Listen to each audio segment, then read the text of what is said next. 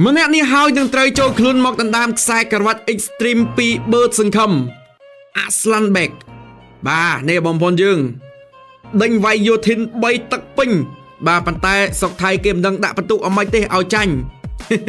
បាទ admin មើលការប្រកួតទៅគឺអត់ស៊ីសងគ្នាទេជាមួយនឹងកីឡាករអសញ្ជាតិបាទរូបគេដូចជាសញ្ជាតិរុស្ស៊ីហ្នឹងហើយបាទមើលតែអាវុធរបស់គាត់ទៅបាទគឺដេញទាត់ដេញវាយយោធិនពេញ3ទឹកហ្មងសឹងយោធិនបាទគ្មានអីមកផែណាបាទតូតក៏បិទជាប់ទៀតណារ៉ាប់ជាប់ហ្មងបាទមកតាមដានការប្រកួតជាមួយ admin ដូចទៅនេះចូលទៅឲ្យ Aslan Bek អូ1-2បែកទឹកចាយយោធិនបាទប្រកួតនៅសងវៀន OWS បាទសងវៀននៅប្រទេសថៃល្បីល្បាញមួយដែរបងប្អូនយើង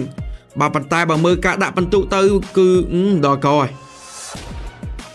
បាទវាយ3ទឹកដែរប៉ុន្តែឃើញថាដាក់បន្ទុកឲ្យគ្នាចាញ់បាទកីឡាករម្នាក់ហ្នឹងហើយត្រូវជួបបឺតសង្ឃឹមនៅថ្ងៃទី15បាទខែមិនិនាដណ្ដើមខ្សែក្រវ៉ាត់ Extreme ចឹងឃើញថាដេញបុកបាទយោធិនដល់កបាទដេញបុកយោធិនដល់កបាទដៃគូចាស់បឺតសង្ឃឹមដែរយោធិននេះបាទឃើញថាណែបងប្អូនយើងឃើញអត់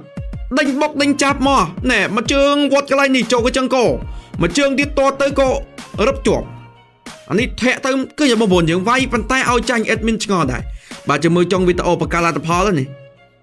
ដល់កយុធិនវាយគាត់ចូលភាគតិចទេបងប្អូនយើងនេះមើលច្រត់មួយចូលក្តៀតក្អមដល់កអាកន្លែងនេះរ៉ាប់ជាប់ដល់កហ្មងបាទចាំមើលបកលលទ្ធផលណាឈ្នះណាចាញ់ចាំមើលអើយដល់កហ្មងនេះយុធិនឈ្នះបាត់